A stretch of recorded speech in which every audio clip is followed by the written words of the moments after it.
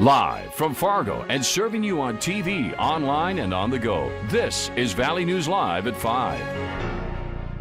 We begin tonight with breaking news as Cass County is among 16 counties in North Dakota to be moved into the high-risk category for COVID-19. Joining Cass, which includes the city of Fargo, are Burleigh and Morton counties, which include Bismarck and Mandan.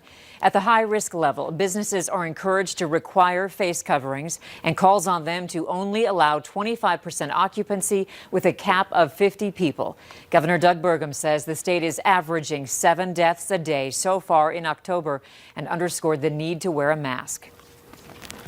The path towards freedom that we seek, which includes freedom from COVID, freedom from having the life-changing elements that we're facing because of this pandemic, this is a path that requires us to understand our own role and the impact of our own individual choices. Today's announcement does not change the instruction model within K-12 schools. Governor Burgum pointed out that the state's positivity rate at just under 8% is disturbing because it continues to rise. Look for more on this story tonight on Valley News Live at 6.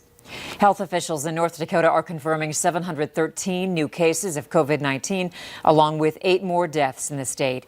In Cass County alone, there are currently 216 new cases, making it the first time the county has exceeded 200 cases in a single day. The next highest county is Burleigh with 151 cases. We have a breakdown of the newly released numbers for you scrolling on the bottom of your screen. After nearly 2 weeks, the search for 80-year-old Robert Mckinnon is now over. Fargo police say Mckinnon's body was found Tuesday afternoon just after 2 o'clock in the 3500 block of 45th Street South. Valley News Team's crime and safety reporter, Bailey Hurley, has been digging into this story all day. She joins us live now with much more. Bailey. Andrea, I want you to see just how close Robert Mckinnon's body was found from where he was last seen. That red building that you see just over my shoulder, that is the Mapleview Memory Care Center, and we're going to take a few steps just over here. 3501 45th Street South, just 800 feet from the Mapleview Memory Care Center. This is where Robert Mckinnon's body was found late yesterday afternoon. Now, I want to make something clear. Robert Mckinnon's body was not found outside this building. Most of it is vacant, and I'm told that there was a showing for a potential buyer or renter yesterday afternoon, and that is when Mr. McKinnon's body was discovered inside. Now, Andrea, I've seen a lot of chatter both on our Facebook page as well as Fargo Police's Facebook page, wondering why Fargo Police didn't do more to find Mr. Mckinnon. However, I want to do a little bit of fact checking because Fargo Police did do a 4 square mile grid search the day after Mr. McKinnon went missing. They also did canine searches, drone searches, the public helped search, as well as Mr. McKinnon's family. And all of those searches did include this area, but Fargo Police make it clear, unless they have a search warrant that's signed from a judge or they have consent from a business owner, they can't just walk into a building and search the premises. So instead of writing all of those search warrants or going door to door in this very large business district, they pleaded with the business owners in this area multiple times every single day for the last 12 days to check their vacant properties, check any vacant rooms, as well as check their surveillance camera footage. As for if that's something that this building owner did, those are answers I've been looking for all afternoon. However, I have not received any calls back from my multiple attempts to get a hold of this building owner. If or when I do, I will get back to you. For now, reporting live in South Fargo, Bailey Hurley, Valley News Live. All right. Thank you, Bailey, for that live report. Fargo police say an autopsy will be conducted to determine the cause of death. We also reached out to the North Dakota Department of Health, finding out they are in communication with the Mapleview Memory Care Unit. However, they could not elaborate on that. We have been getting reports of a possible shooting at a gas station in Grafton that sent Grafton Public Schools into a lockdown. Valley News Team's Courtney Lockie joins us live now with more. Courtney? Yeah, Andrea, I just got to Grafton about 15 minutes ago, and now I'm outside of the Cenex gas station here in town. This is where the alleged shooting took place. Now, I just came outside after talking to a couple of employees. One woman says she was here at the time when a police officer came inside. Now, she said she didn't hear any gunshots go off, but she was asked by this police officer if she knew what was going on out back. And now the police say that one man came to them saying another man fired several shots off at him and then took off. Later, there were reports that this man who police were looking for was by the school. That's why the school went into lockdown. I also was able to talk to a student who works at the gas station down the road, and she said that they were supposed to be let out at 12:30 today, but instead they were all locked inside of their classrooms, and she said by about 1:30 they were finally let go. But all of these people tell me they still have no idea if police are searching for this man, if they found him.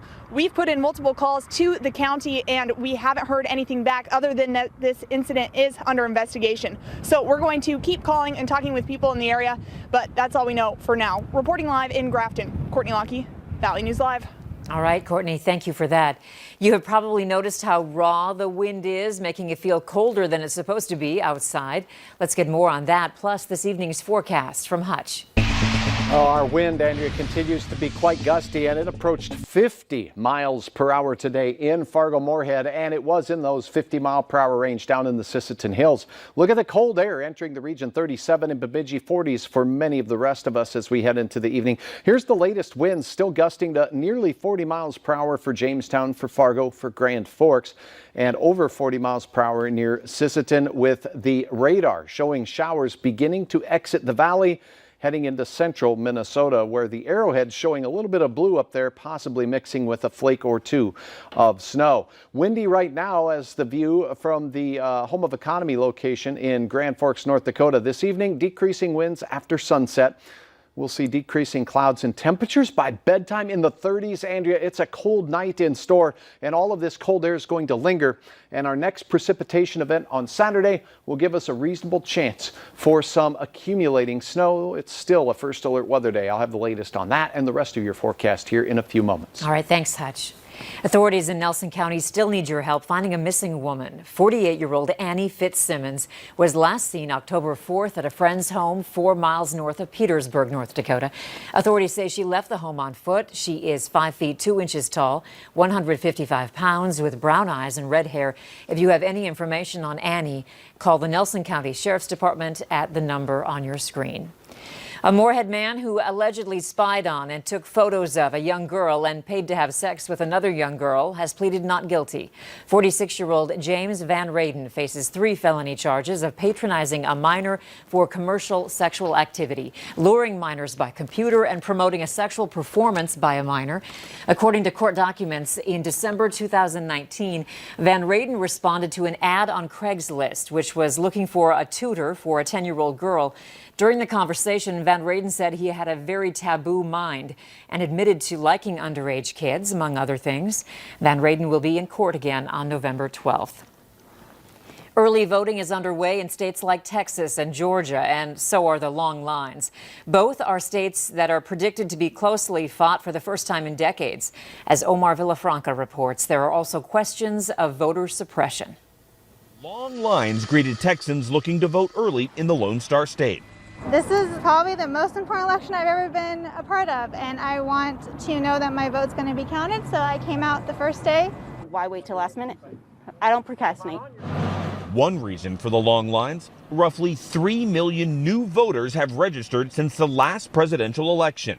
In Travis County, where the city of Austin is, officials say 97% of eligible voters have registered, compared with an average of about 67% nationwide. In Harris County, more than 128,000 voted early, smashing the old record of 68,000. But a federal appeals court sided with Republican Governor Greg Abbott to limit the number of drop-off locations to 1 per county. Abbott said it was needed for election security, but Harris County Judge Lena Hidalgo calls it voter suppression.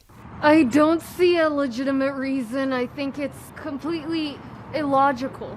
You're my first call. Famous faces like Oprah Winfrey and Dallas Mavericks owner Mark Cuban were busy urging Texans to get out and vote. If you haven't voted early yet, come down to the EAAC.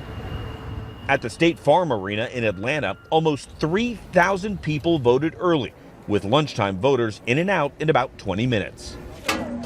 But elsewhere in Georgia, technical glitches and high turnout have led to some wait times of more than 5 hours. The polls have opened up here in Texas, and as you can see, a line is already forming. In Virginia, the last day for voter registration was Tuesday, but someone cut a cable and the system shut out across the state. ACLU filed the lawsuit. They want to extend the deadline, as does the governor, but it may be up to the courts. Omar Villafranca, CBS News, Dallas. Sanford Health says they've recently seen an influx of patients trying to get a rapid COVID-19 test by taking a trip to the emergency room. But Sanford officials say those types of tests are not administered to just anyone. We absolutely want to see those patients that are concerned about their, short of breath, their symptoms are where they just can't manage at home. But we reserve the rapid testing for patients that we think would be likely to be hospitalized. Sanford says the best way to get a test is to call the My Sanford Nurse line at 234-5000, or you can ask your doctor to order you a COVID test. Fargo Public Schools is offering free meals to students through the end of the school year. The district is offering breakfast and lunch to all students, regardless of income or whether they attend school in person or remotely. The free meals are made possible by funding from the U.S. Ag Department. The agency announced that their summer food service program is now extended through the end of the school year in 2021. A little creativity is helping a retail giant's cardboard boxes come to life. That's next. Temperatures this morning in the 40s, and some of us are on our way to the 20s. Right now, our temperatures are already 15 to 20 degrees colder than yesterday at this time. Oh, and yeah, some snow measurable on Saturday. Your forecast is coming up next.